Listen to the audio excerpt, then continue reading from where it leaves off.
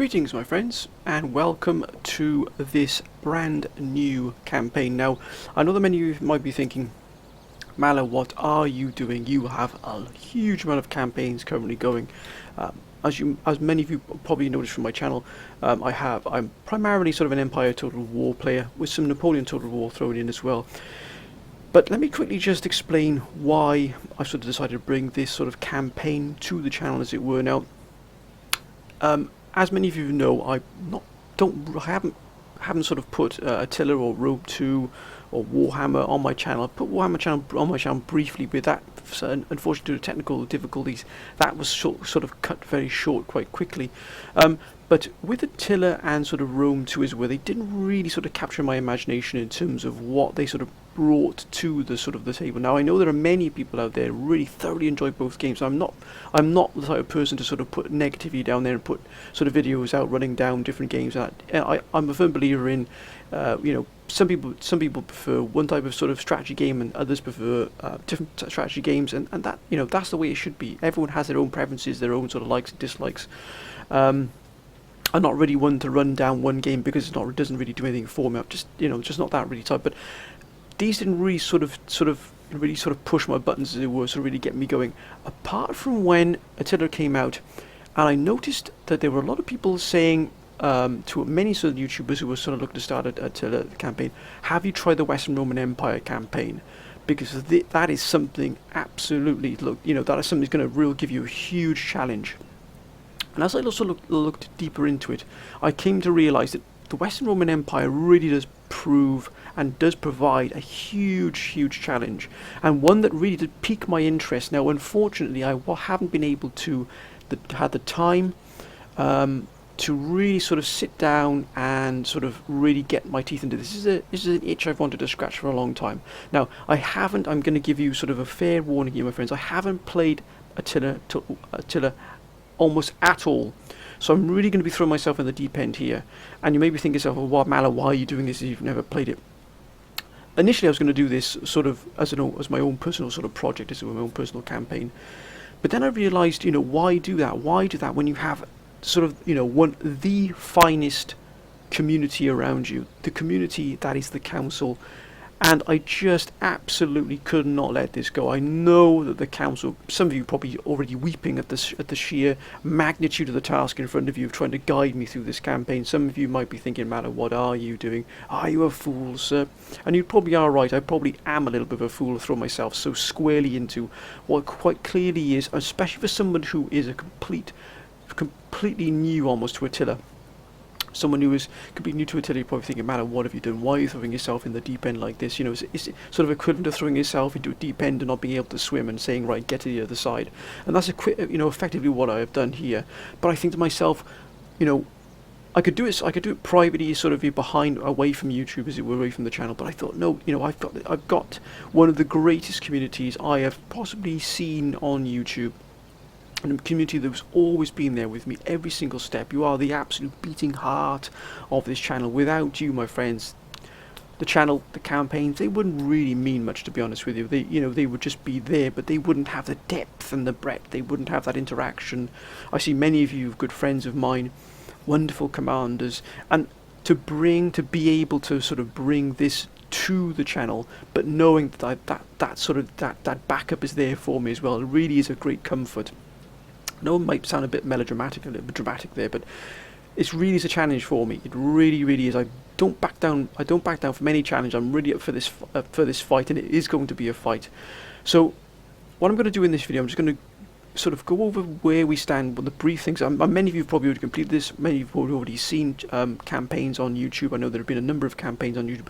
I have purposely kept myself away from watching any of those campaigns. I was tempted by Legends campaign, because I know he's an absolute exemplary Total War player, and he's I'd imagine he probably blitzkrieg this, but I purposely kept away from all of them so I wouldn't have any hints, any tips, any help at all. I wanted to come in this absolutely fresh from it. And now that I've got the sort of the time, I've got a sort of a good time, I really wanted to bring this to the channel, and hopefully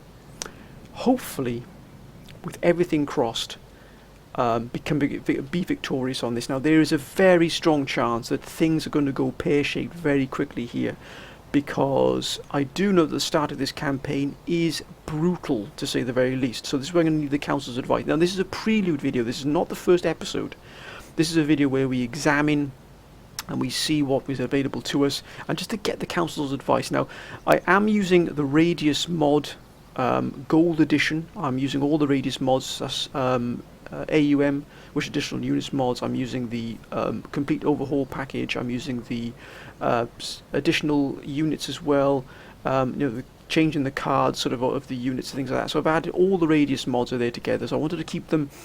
I wanted to keep the Radius package as a whole, not bring any other any mods in that sort of might sort of disrupt the Radius mods. So I've kept them all the same to make sure it runs smoothly.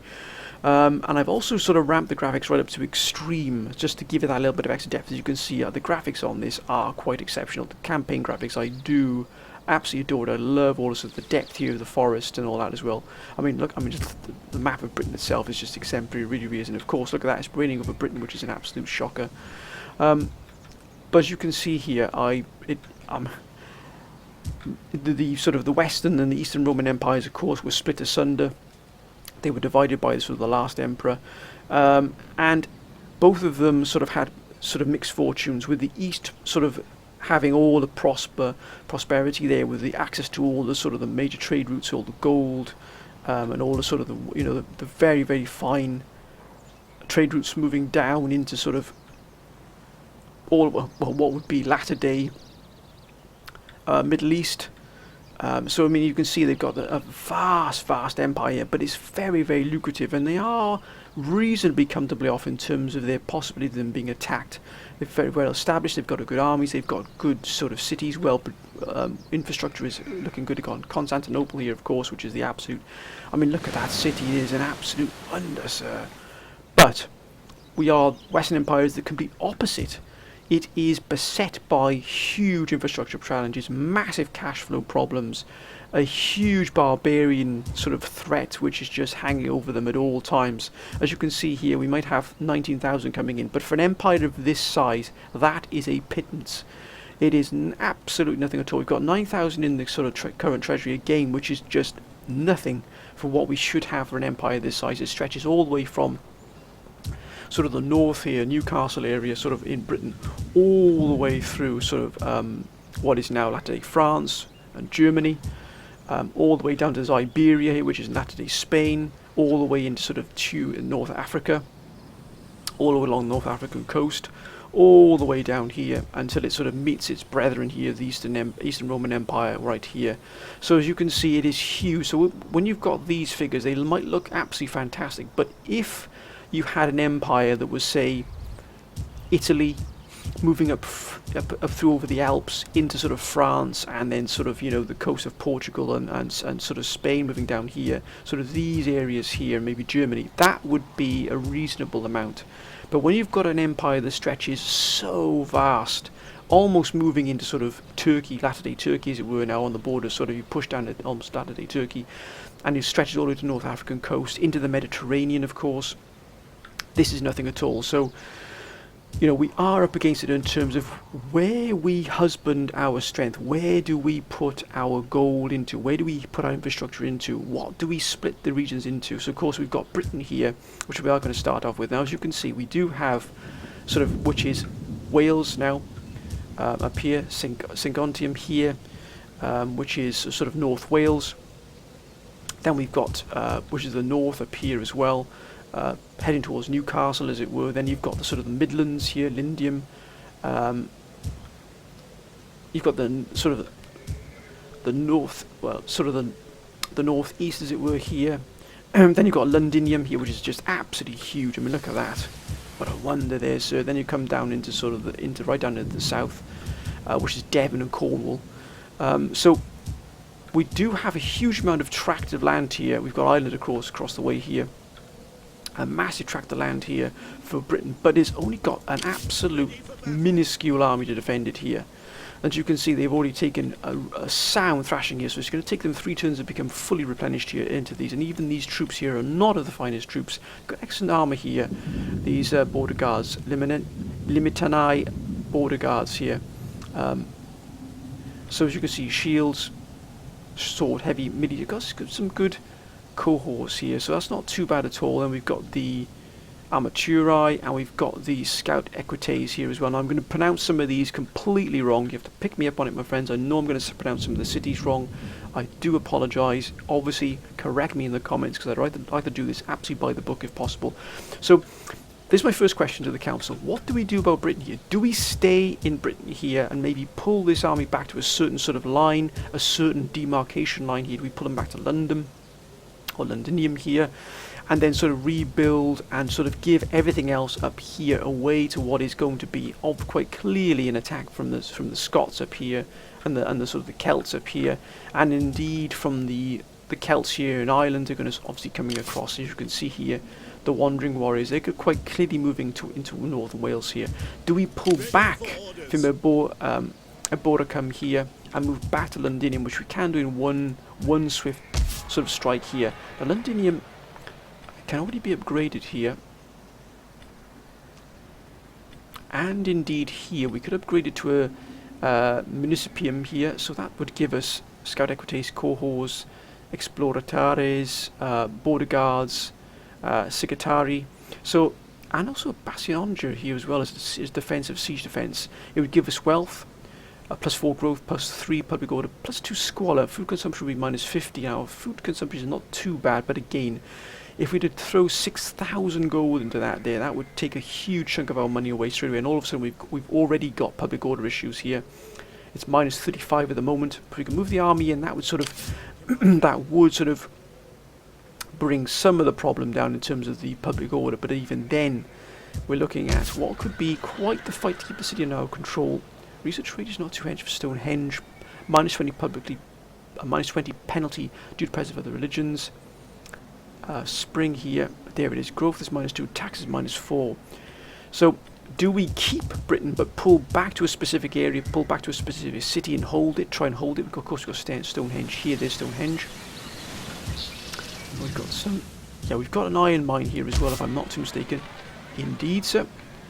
Full settlement strength here, and squalor is not too bad at the moment, but even then, if we could pull this army back and maybe rebuild, or do we abandon Britain altogether? Do we abandon Britain altogether and move back across here into sort of northern France here, and where we've got 2 reasonable armies here. The first one in here in Durotutorum, and we've got Trevorium here as well, one in Augusta Trevorium. And again, do we pull back from Britain into sort of northern France here, maybe combine this army here with one of these armies, and then use another one of the armies that hasn't been combined with that army to sort of build up a very sort of strong defence here in sort of northern France? Quite clearly we've got a lot of settlements here. Most of these settlements here, I believe, are going to be barbarian settlements, and they're going to be coming across for us quite aggressively. Look at that there though, for that. That's emeralds there if I'm not too mistaken.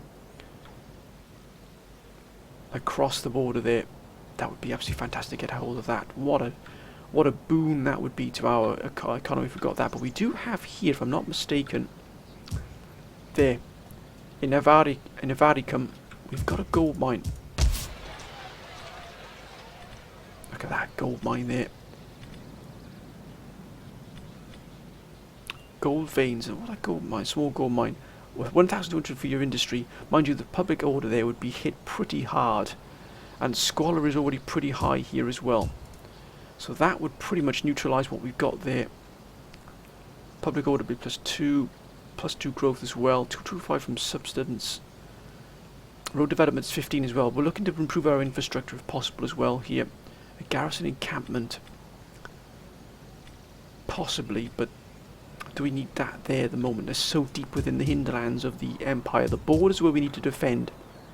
And of course we've also got this horde moving through here, the host of Wodan. Not going to give us any problems, I don't believe, here. They're probably just going to move through our territory to the next and sort of settle in between So this is sort of what with the position we hold ourselves here within sort of northern France. Do we then bring this army maybe into northern France as well and focus all our military forces in one particular sector, one particular front line, to push back the barbarians, maybe even seize some of these cities for ourselves, maybe even raise them to the ground so the barbarians can't use them, and sort of stop them having this sort of advanced outposts that can strike quite easily into our territory?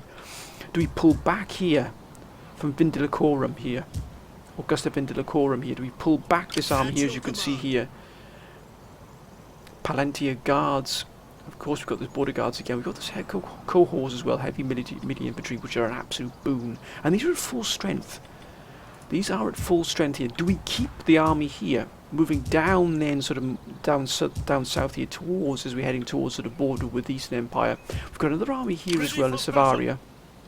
Again, obviously bordering what looks like to be the Quadians here, or the Quadians. What do we have here? Marcomans,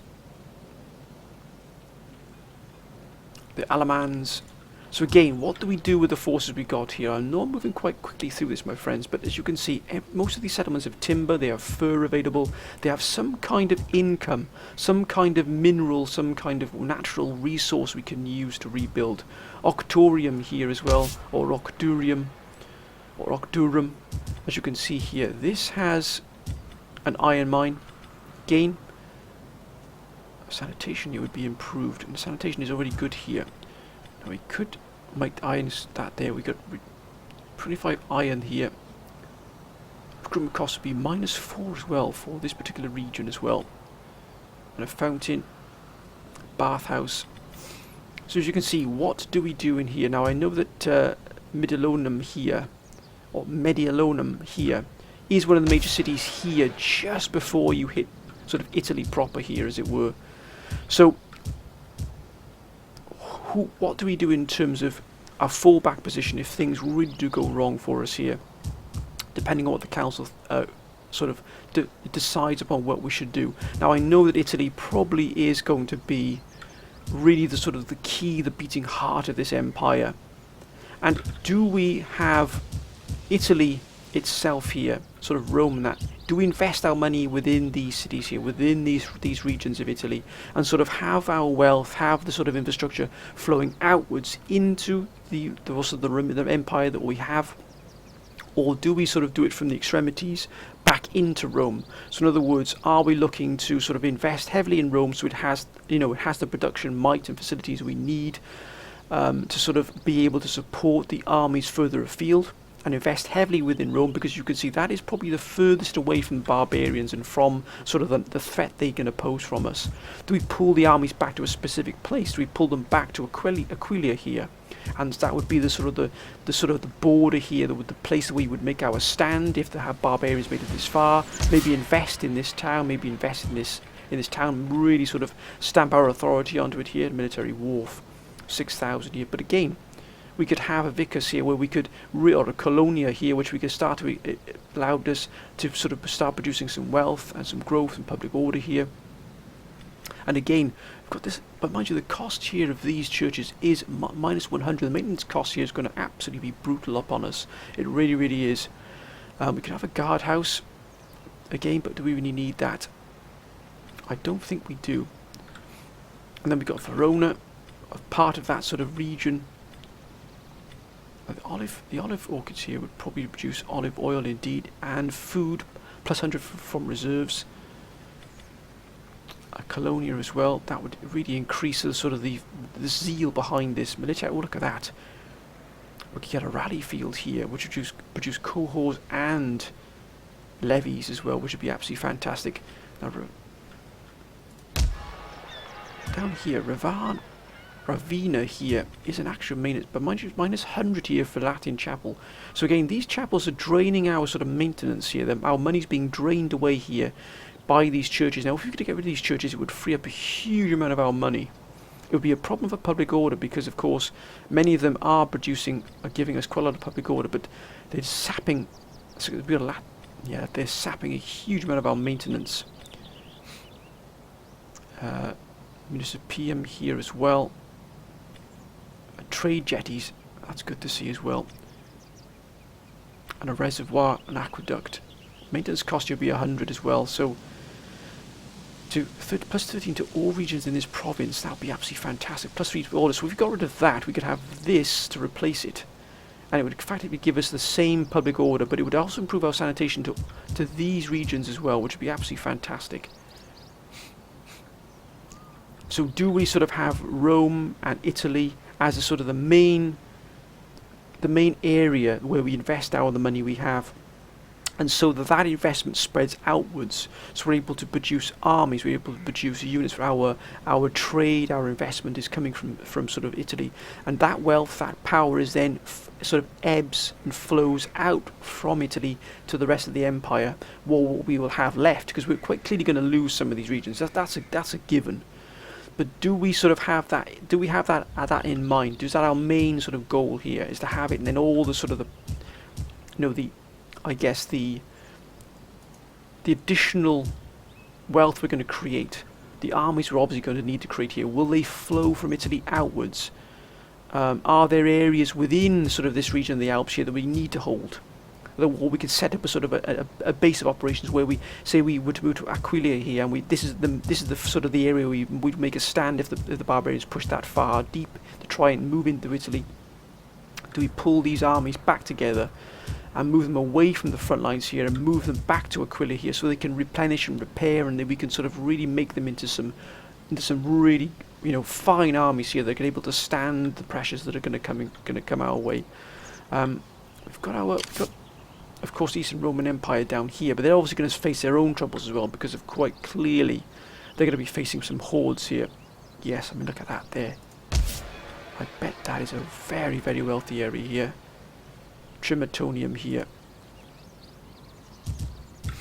And again, we try to develop these sort of coastal cities for the trade they can produce, they provide. Of course, we've got trade with our brother and our brethren here. We've got Syracuse here in the Mediterranean, and indeed moving down to North Africa. Do we just simply abandon North Africa? Do we let North Africa go? Do we move this army here, this in Constantina here? But is that marble, or is that just stone? That's marble indeed. I bet that would be a wealthy area there, Constantina. Do we move this army from Constantina away from what is potentially going to be a very, very difficult place to hold all of these? You've got you've got 6 units here, 6 regiments as it were here, operating this vast stretch of sort of North Africa here, which we're quite clearly not going to be able to hold. Do we stay here and build our army? What can we recruit from here? All we can recruit from here is border guards. Do we need to pull back to a specific place to be able to, or do we just pull these gentlemen back through here, through the sort of the straits here, from Tunis, what is now latter-day sort of Tunis as it were, from Tunis sort of around the sort of North Africa here, through Morocco, and then into sort of Spain here, Iberia, because I do believe we've got an army, yes we do here, in Astrakia here. Do we have this army here moving down? Is there a region here within Spain, maybe Cordoba? Is it Cordoba that we move down this army down to Cordoba? Maybe move this army here from Constantina and move it up to Cordoba, combine these 2 armies together, and sort of have Cordoba as our sort of area that we hold, because I do believe there's another gold mine here. Yes, there is in Bracara here. There's another gold mine. That is a pretty large city as well on the coast here in the Atlantic. So again, we could even upgrade this small gold mine that's going to bring in a lot of wealth. A cattle herd here as well. A quarry. So again, we can bring in here 625 from industry, plus 5. So a lot of wealth coming in from some of these sort of areas here in sort of northern Spain. But again, I need the council. But even here, look at Tarraco here. Look at the size of that city on the coast there. Absolutely huge. That is huge. It's got a fishing jetties, which could probably be better moved into trade jetties. Probably better for us. Civitas here, another Latin church, minus 250 for the maintenance cost, which is huge. And again, they've got the forum here. Sanitation isn't brilliant. But again, what do we do? This is what they need the council's advice for. I know that I'm sort of moving through this quite quickly here, but again, you can sort of get the general idea, my friends, of what is happening in terms of what we need to do, what the sheer scale of what is available to us, or what is in front of us. And as you can see here, we've got 9,000 here in the treasury. We've got 90,000 coming in next turn, 838 food, but we're taking 180 here is being drained from buildings. 1,020 though for fertility, -2 from hordes in your provinces, which is not too bad. Once the horde passes through, that will obviously increase our food surplus, only by 2, but still, any surplus, you have to excuse any noise in the background, my friends, you can probably guess whom that might be. So again, and we do have an Imperial Allegiance here, so friendly hordes will actually give us, we can levy units from them. Sanitation is +1 to all regions, and research is +5 for civil developments. Cultural integrity, cultural integration, army upkeep. My goodness, my can't even speak. Upkeep costs -2 per non-Roman unit in a military force. Constant immigration, growth is +1 in provinces. Immigration, public order penalties -50 only. Power acceptable here, but +1 to public order, -1 integrity, +1 loyalty, corruption is -12, current value, -2 tax rate, that's a little bit of a hit there as well. Latin Christianity, not too bad. Here's the real hitter though, -6 corruption of current value. So in other words, the -12 we had here, or the -12 corruption, is actually going to be halved because of this +6 corruption. And then of course the major debate penalty, in other words, everybody hates us because we are such a large empire. And of course then food surplus, +1 to replenishment, +6 to growth, +1 to public order. So as you can see, we're in spring at the moment, and to last until 400 AD is going to be incredibly difficult, absolutely incredibly difficult. And of course, so look at our trade here in our treasury. Tax level is at normal at the moment. Taxes are 18,000. Army upkeep is only 37558, but that's going to increase quite clearly as we sort of start to build armies that are going to look to sort of hold and contain. Now we can simply just use the armies we've got and add a few units to them, of course, enabling us to sort of make do with what we've got, but add that steel to them, which is what, of course, look, we've got no navy upkeep, of course, which we're not looking to really increase at the moment. Maintenance is -1, 3,450. Now that is mainly from churches. Do we disband the churches? Do we get rid of the churches to sort of free up this maintenance here? Not all, the vast majority of it. Not all of it is from sort of churches, but a good chunk of this is from maintaining the churches, which is between 100 and 250 to maintain. So expenditure is 6,908. Trade is 3,101. Immigration population 423, other is 3,500, mostly from diplomatic things, tributes from a client or a satrap state. So we're not looking too bad here, but as you can see, Britannia Inferior, that's going to, they're just going to absolutely break eventually, and there's going to be huge public order problems here. Tax rate, no growth, but -4 in the public order, the tax effect. So we could, of course, lower the tax, and that would bring up growth and reduce the public order problems, but again, that's going to hit our income here pretty hard. We're going to lose 10,000 in gold, effectively, to get that there. So again, what is the council's advice on what we do here? Trade, the trade of course. tab details all resources. Thank you, gentlemen. So the trade here, as you can see, we've got it with the Garmantians, of course, with our brothers, the Eastern Roman Empire, and the Franks as well. That's a huge amount from the Eastern Roman Empire, absolutely huge. The bulk of it is from them. Lead, silk, dyes, olive oil, marble, and of course wine. And similarly, we are giving iron and lead, furs, timber. A huge amount coming going out to them. A lot of tariffs, some pretty high tariffs on them as well, but still. So as you can see, our finances aren't in the best of shape considering the size. Taxes tab. Yes, hello. The size of our empire, that is pretty poor. So we need something needs to be done about that pretty quickly, my friends. It really does. And that also includes the research technology here. Do we go down the military research route very, very quickly, unlocking these spears here, and trying to unlock the units we might need, bringing down the cost, the upkeep costs for the melee infantry? Remember, keeping down our costs of our armies is going to be very, very important indeed. But also, as you can see here, enabling, giving us this military provisions here, giving us a blacksmith, a carpenter, an armourer, integrity +1, that's not too bad here. And again, bringing in sort of movement speed additions, research rate, recruitment costs for melee infantry. Again, trying to drive down our costs as best as we possibly can here. Maybe even moving along the top line here to try and reduce all of the sort of the costs for our cavalry and our range units, our melee units. And again here for the sort of the civic research as well. Do we go for sort of specific growth and construction costs here, reducing growth and construction costs and bringing in wealth from this particular top line here? Or do we go straight down through the middle here, looking for wealth increase here? As you can see, most of this, majority is reduction in costs and also improving wealth and tax rates.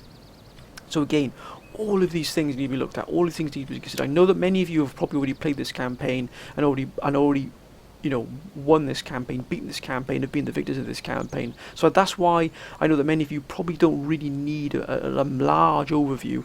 This is more for me to sort of try and gain your skills, as it were, my friends, on this particular campaign. As you can see here, everybody hates us. It's improving here with the angles here, so not too bad. It's going to be from -54 to -53. But if the vast majority of these states hate us with a passion. Eastern Roman Empire is friendly with us. The Franks are not, but improving as well, so that's not too bad there. I'll try to get trade with some of these, but again, they're not going to trade with us, they don't like us. We do have a non-aggression pact here. We're at war with the Jutes. Military axis here with Lazica. All the way over here, but why we need a military axis over here, I'm not sure. No, we can't, unfortunately we can't, we don't have a sea route open, otherwise we'd be able to get trade here with no Batia here, which would be absolutely fantastic, but again, we don't have that access to a port.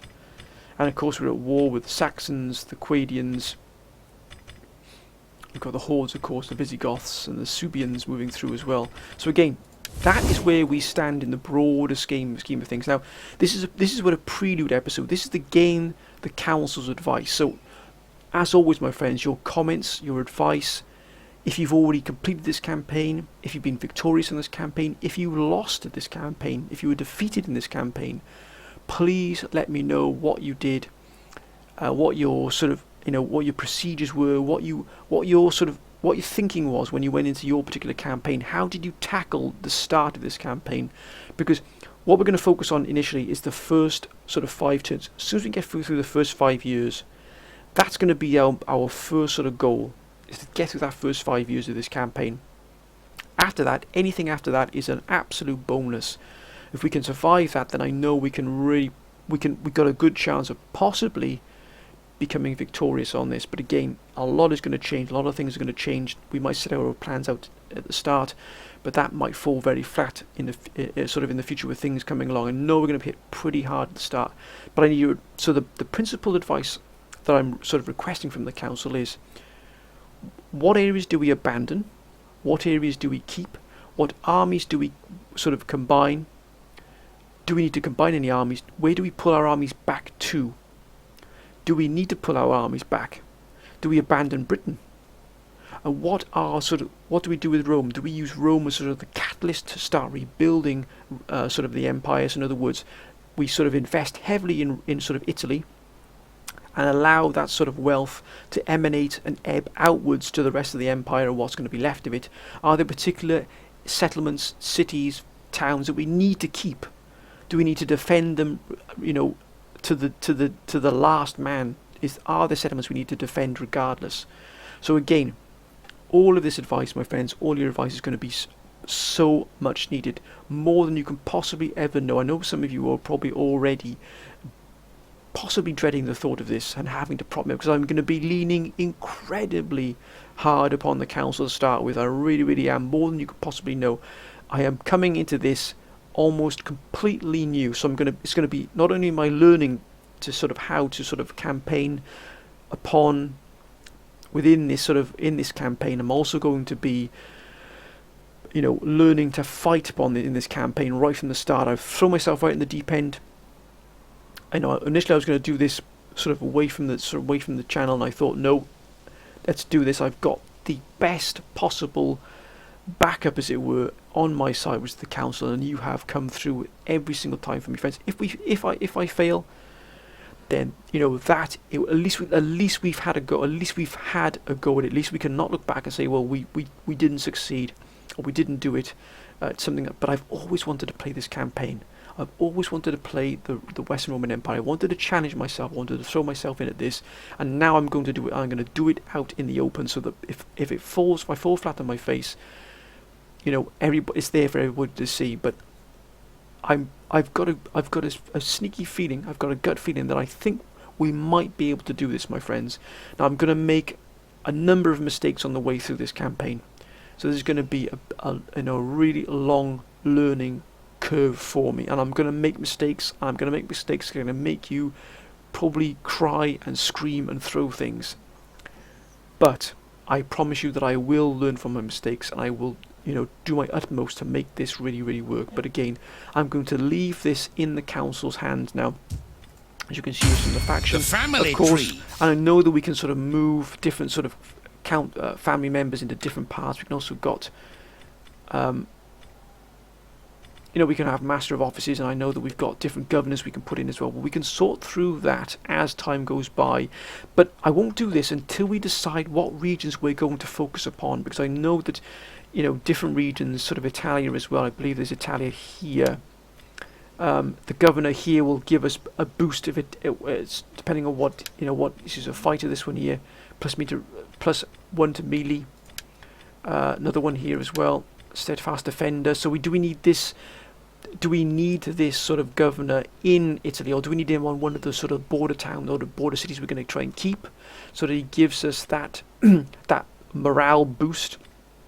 We've got Vidius Flavinius here as well. He's a statesman. He's not going to give us anything, I don't believe, here. But again, or do we put to move a particular council member, family member into there? So that's what we've got to face. We will, of course, you know, deal with that at a later stage once we decide where we're going to go. But again, nothing's going to be moved this episode. Nothing's going to be done at all. I don't think I've got anything else here. Of course, we've got offices as well, so we want to be able to move some of these into different offices as well. Eventually, I don't think I can do it just now. No, it's got to be influence of 15, rank 6, and it's got to be 36. So I mean, some of these aren't going to be going to any of these at all. We've got military count though. So again, we could move some of these into some of these military count positions here to help out. But again, age and rank and influence and integrity and things that are going to play a factor in what roles they can take on. I do understand that basics anyway. At least we've got a number of sort of generals here, which we can, of course, move into different positions as well, and some will be able to move into some of these different areas here of sort of civic duty as well. But again, I'm going to leave it in the council's hands here. I know that it's going to be a difficult task. I do understand that, my friends. I really, really do. I know we've got a human shows all the here, provinces. and look at this. I mean, the public order is just absolutely brutal in all of them. So again, we're going to have to sort of try and get that under control as well. And